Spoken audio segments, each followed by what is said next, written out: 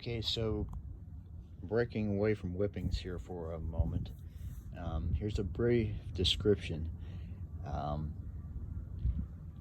how to make this tool that's used for short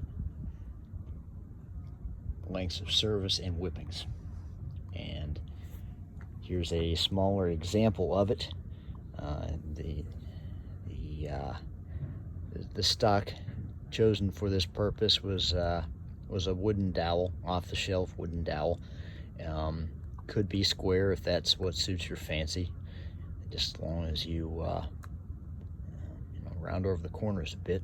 But basically, all we really need to do is drill down into the end of this to a depth which is adequate to allow the full insertion of the needle without it bottoming. Now, any needle which is going to be long enough to be comfortably used with a sewing palm is going to require a longer drill, a drill with a longer scope, drilling range than your standard twist drill. So for that, you'll either want an extension drill or an extension auger bit, which I have here.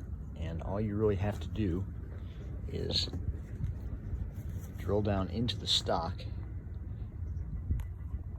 starting from the shoulder, and then go in at an angle. I find that allows the wall thickness to increase as you go further down, and just as long as you're not breaking out the other side within the length of the needle, in which case you'd have a meat hook on the outside. But once that's done,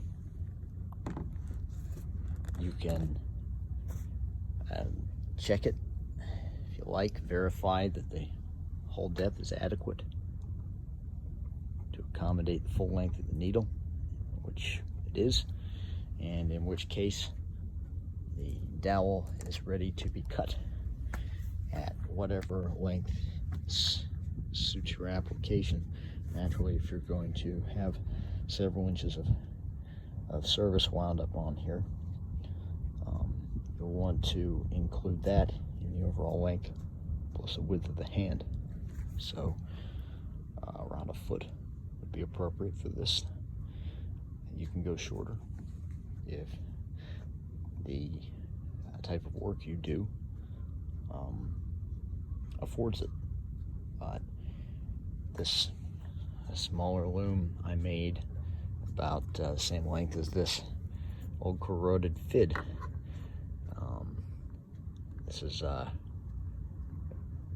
next project coming up here. This will be a buffing project, and I may even go into making fids on that. All right, but that's it for the whipping loom.